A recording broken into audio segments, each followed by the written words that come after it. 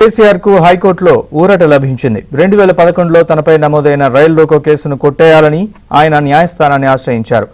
ఆ case విచారణపై stay విధించింది high court. ప్రతివాదులకు నోటీసులు జారీ చేసింది. తదుపరి విచారణ వచ్చే నెల 18కి వాయిదా వేసింది హైకోర్టు.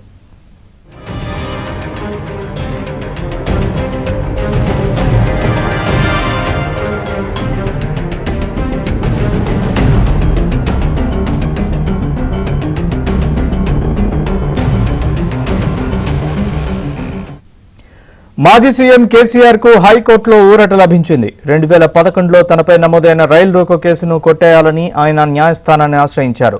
ఆ కేసు విచారణపై స్టే విధించింది హైకోర్టు. ప్రతివాదులకు నోటీసులు జారీ చేసింది. తదుపరి విచారణ వచ్చే నెల 18కి వాయిదా వేసింది హైకోర్టు.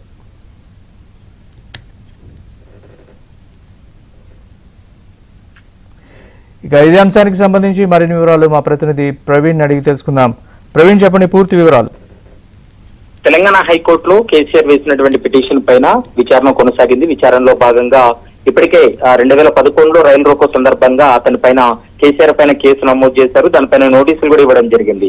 అయితే 2011లో రైలు రోకో సందర్భంగా తాను పిలుపునిచ్చినట్లు తప్పుడు కేసును నమోదు చేశారు. ఆ కేసును కొట్టివేయాలంటూ కూడా తెలంగాణ హైకోర్టును మాజీ సీఎం కేసీఆర్ ఆశ్రయించాడు. దీంతో విచారణ చేసినటువంటి న్యాయస్థానం తదుపరి ఉత్తర్వుల వరకు ఎలాంటి చర్యలు తీసుకోవద్దంటూ కూడా ఆ విచారణ పైన స్టే విధించడం జరిగింది. అయితే దాంతో పాటు ప్రతివాదులకు నోటీసులు జారీ చేసింది. తదుపరి విచారణ వచ్చే నెల 18కి వాయిదా వేసింది. 18వ తారీఖున ప్రతివాదులు కౌంటర్ దాఖలు చేసిన తర్వాత దానిపైన వాదనలు కొనసాగిన తర్వాత ఈ కేసుకు సంబంధించి కోర్టు ఒక కీలక నిర్ణయం తీసుకునేటువంటి అవకాశం అయితే కనపడుతుంది.